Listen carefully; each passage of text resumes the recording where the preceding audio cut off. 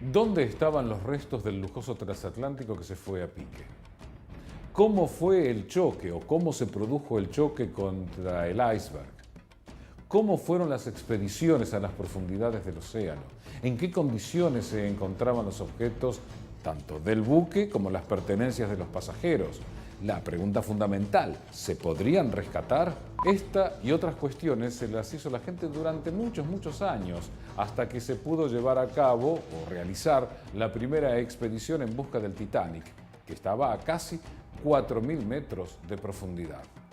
En 1985 se realizó una expedición en busca del Titanic y se descubrió exactamente en qué lugar del vasto y profundo fondo del Océano Atlántico estaban los restos del lujoso barco a vapor RMS Titanic, perteneciente a la empresa White Star Line, que se hundió el 15 de abril de 1912 tras chocar contra un iceberg alrededor de 153 kilómetros al sur de los grandes bancos de Terranova, donde murieron 1.517 personas y solo 705 sobrevivieron. La primera expedición para encontrar los restos del transatlántico más famoso del mundo fue en el año 1963, pero esta falló porque no contaban con la tecnología suficiente. Por eso, recién en 1980, el oceanógrafo Robert Ballard convenció a la Armada estadounidense para que desarrollaran un sistema de investigación submarina de avanzada para localizar buques o submarinos de guerra hundidos, con la idea de poder encontrar también armas nucleares en su interior.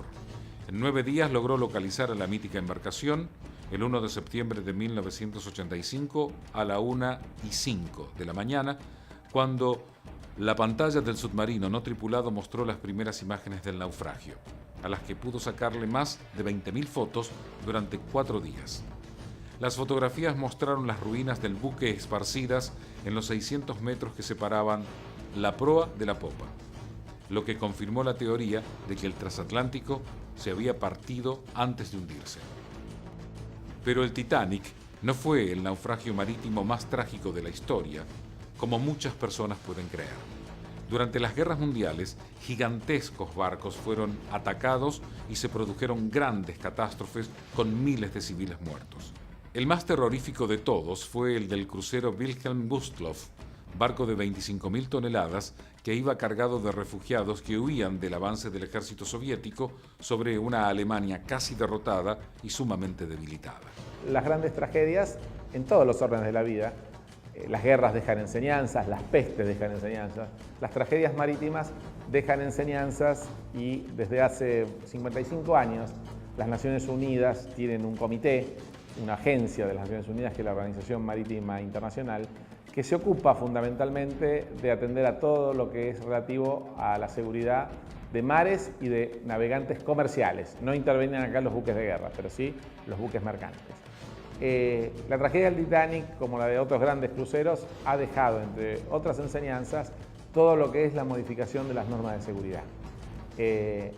Como les dije antes, el modo de cómo se tienen que equipar los buques, el dejar de lado la seguridad con respecto a la cantidad de tripulantes y que haya botes para todos, el sistema de arriado de botes que permite arriarlos hasta con grandes ángulos de inclinación, la existencia de todo tipo de radioayudas y de señales lumínicas para alertar sobre peligros.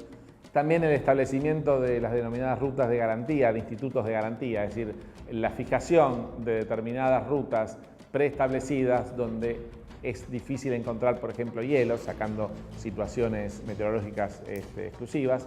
Y obviamente el avance en las comunicaciones ha hecho que la seguridad sea mucho más grande. El hundimiento del transatlántico Wilhelm Gustloff de la Alemania nazi fue producido por la Armada Soviética mediante torpedos que atacaron la embarcación el 31 de enero de 1945.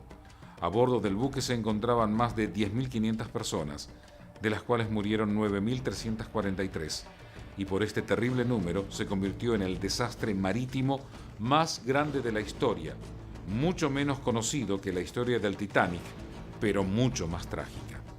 Pocos meses más tarde, en abril de 1945, cuando la Segunda Guerra Mundial estaba terminando en Europa, miles de presos del campo de trabajo de Neuengamme fueron trasladados por la fuerza hasta el puerto Lübeck, subidos a un transatlántico de nombre Cap Arcona y a otra embarcación más chica. La aviación británica bombardeó estos barcos que se hundieron rápidamente y en este ataque murieron 4.200 personas y solo se salvaron 350. Podríamos ir a un paralelismo desde el Titanic al Costa Concordia, casualmente otra gran tragedia marítima ocurrida 100 años después del Titanic. Tal vez la torpeza del capitán Smith al no bajar la velocidad del buque es compensada por la hombría de bien que tuvo al morir aferrado al timón de su nave, a diferencia de lo que ocurrió con el Costa Concordia, donde todos sabemos que el capitán abandonó la nave antes que los demás. También es cierto que la actitud últimamente de algunas empresas de navegación de cruceros fuerzan a sus tripulaciones a realizar navegaciones temerarias cerca de las costas por cuestiones exclusivamente turísticas. Hay un negocio recíproco en el sentido de que el turista que está en la costa ve el crucero y lo anhela, y el turista que está en el crucero anhela bajar a tierra para conocer una ciudad. El accidente del crucero italiano Costa Concordia, que incluye el choque y posterior encallamiento y hundimiento parcial, sucedido el viernes 13 de enero de 2012, luego de chocar contra un arrecife de la costa italiana. El barco encalló frente a la isla de Giglio, de poco más de 1.500 habitantes, en la Toscana, lo que requirió la evacuación de 4.231 personas a bordo. El número de rescatados superó la capacidad de hospedaje de la pequeña isla y, en ausencia de otras viviendas, las autoridades abrieron las puertas de los colegios, guarderías infantiles, hoteles y catedrales. Veramente molto male, faccio passare gli anime di guai. Vado a bordo, cazzo! Comandante, per cortesia. No, per cortesia, lei adesso prende e va a bordo. Mi assicuri che sta andando a bordo. Io sto andando qua con la lancia dei soccorsi, sono sotto qua, non sono andato da nessuna parte, sono qua. Che sta facendo, comandante? Sto qua per coordinare i soccorsi. Che sta coordinando lì? 32 personas murieron entre pasajeros y tripulación. 64 personas resultaron heridas, 3 de ellas de gravedad.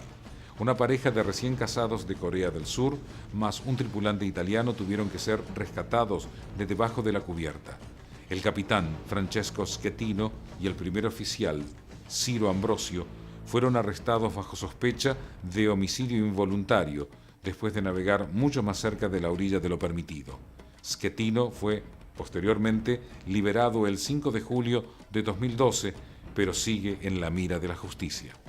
Hoy tenemos enormes buques, obviamente mucho más complejos y sofisticados que el Titanic, con enormes sistemas de seguridad, pero que, como todo barco, están diseñados para navegar lejos de la costa y no cerca.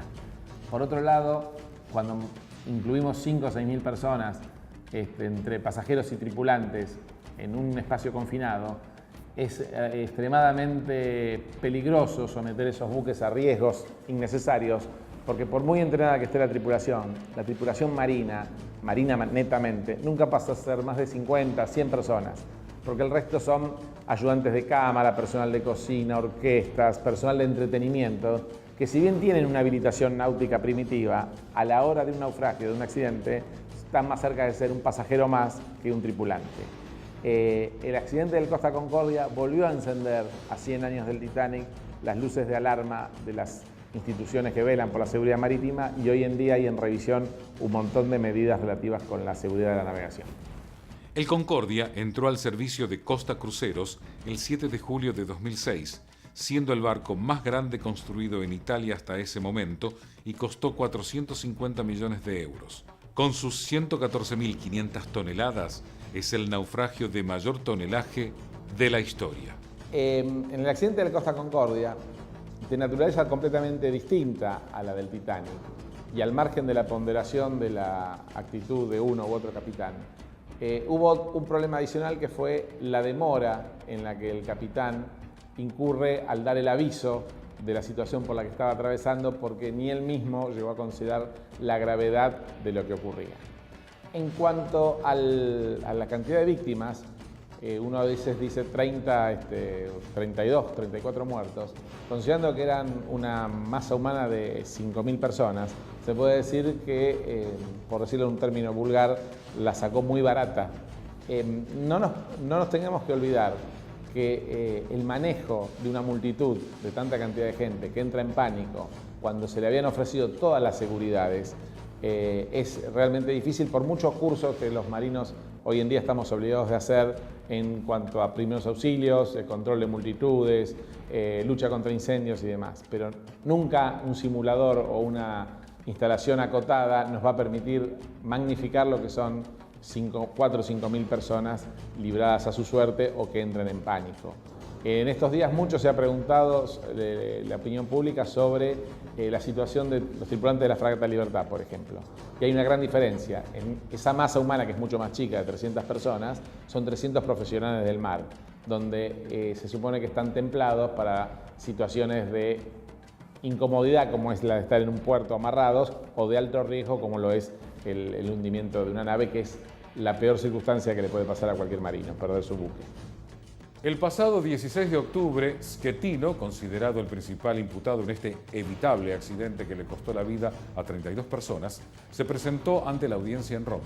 Por ahora, el juicio sigue su marcha y el capitán cobarde, como lo han apodado en los principales medios de comunicación italianos, sigue en libertad, a la espera del veredicto de la justicia. Recuerde que vivimos en uno de los países más australes del mundo, pero nunca se está demasiado lejos.